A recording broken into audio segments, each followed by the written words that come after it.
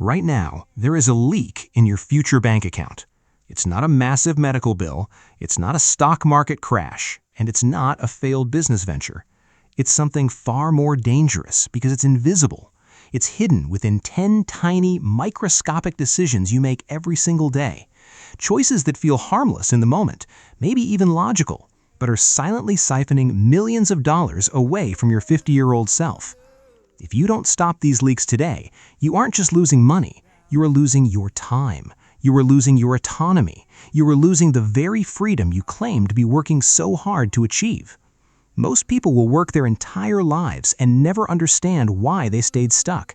They blame the economy, they blame their boss, but they never look at the thousand small cuts that bled them dry. Today, we change that. We aren't just looking at math, we're looking at your life. By the end of this video, you will see the world differently. You will see every dollar not as currency, but as a soldier that either fights for your freedom or deserts your cause. Are you ready to stop the bleeding? There is a psychological trap called the middle-class paralysis. It's the belief that since you aren't rich yet, small amounts don't matter. We tell ourselves, it's just $5, it's just a subscription, it's just one dinner out. But wealth isn't built in leaps, it's built in inches. And poverty? Poverty is built in millimeters. Think about a massive dam. It doesn't collapse because of a bomb. It collapses because of tiny fissures that no one bothered to fix. Let's talk about decision number 1, the convenience tax. We live in an age where you can outsource every minor inconvenience: food delivery, express shipping, premium tiers for things you barely use. You think you're buying time, but in reality, you're selling your future freedom to avoid a 10-minute drive. Every time you pay for convenience, you are telling your brain that your comfort today is more important than your security tomorrow. Decision number 2, the sale trap. Have you ever bought something you didn't need just because it was 40% off? You didn't save 40%, you spent 60%. This is a micro decision rooted in the fear of missing out. You've been trained to be a consumer, not an owner. Decision number 3, procrastinating the small fixes. Waiting to cancel that trial, waiting to move your money to a high-yield account. These aren't just tasks, these are micro-leaks. A micro-leak of $50 a month over 30 years at an average market return is over $100,000. Is that small fix still not worth your time? Or did you just realize you're paying a 6-figure price tag for your own laziness? To get rich, you have to stop thinking about what money can buy and start thinking about what money can earn. This is the compounding of discipline. If I offered you $10 today or $1,000 10 years from now, your logic knows which to pick, but your biology wants the $10. To win this game, you must kill your biology. You must become the architect of your own restraint. Decision number 4, lifestyle creep. The moment you get a raise, your car gets nicer, your apartment gets bigger. You think you're moving up, but you're actually just building a more expensive cage. If your expenses rise with your income, you are a high-earning slave. The micro decision here is choosing to live as if that raise never happened. Decision number 5, paying yourself last. Most people pay the landlord, the grocer, and the Netflix subscription, and then they save what's left. But there is never anything left. The wealthy pay themselves first. They treat their savings like a bill that must be paid. If you don't pay yourself first, you are essentially saying that every corporation in the world is more important than your family's future.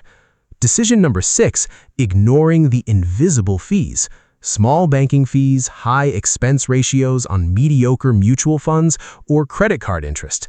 These are the parasites of the financial world. They don't scream, they just hum in the background, eating your compounding interest while you sleep. Decision number 7, brand loyalty. Why do you buy the name brand? Is it quality or is it an ego tax? Every time you pay extra for a logo, you are donating your wealth to a billionaire's marketing budget. Decision number 8, the distraction habit. Buying things to soothe a bad day, shopping as a hobby. This is the most dangerous micro-decision because it links your emotions to your spending. When you are sad, you spend. When you are happy, you spend. You have become a victim of your own dopamine. Can you feel the shift?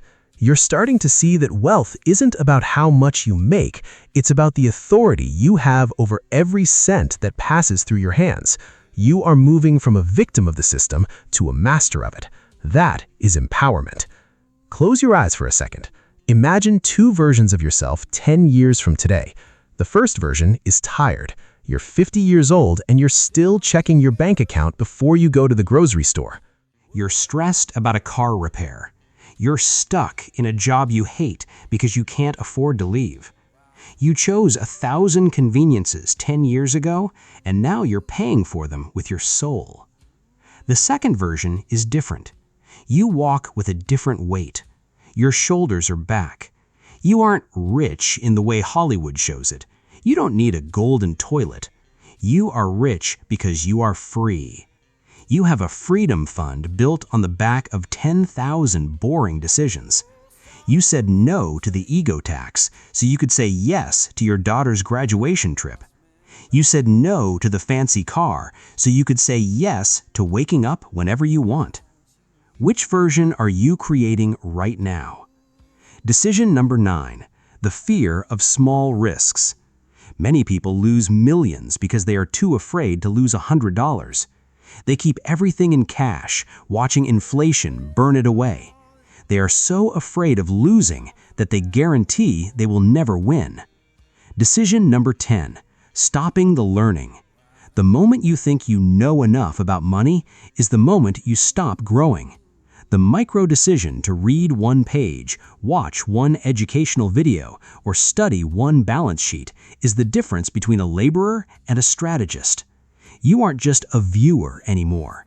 You are a financial architect. You are building a fortress one brick at a time, and every time you resist a micro leak, you are laying another brick. True wealth isn't found in a flashy bank statement or a luxury watch. True wealth is the silence of a Monday morning when you don't have to be anywhere. It's the peace of mind knowing that if the world stopped tomorrow, you wouldn't. That peace isn't bought with a lottery ticket. It's bought with the boring choices you make when no one is watching. It's bought when you choose the future you over the current you. True wealth is not what you earn on a brilliant day. It is what you choose to keep on the most ordinary ones. Don't let your future be incinerated by the small candles of your own impulsiveness. If you are ready to seal the leaks, if you are ready to stop being a consumer and start being an owner, I want you to do one thing. Don't just like this video. Don't just move on to the next one. Pick one micro decision we talked about today, just one, and write it in the comments below. I am stopping decision today. That is your contract. That is your promise to the person you will become in 10 years. Subscribe if you've chosen the path of quiet freedom. The leaks are sealed. The fortress is being built. I'll see you at the top.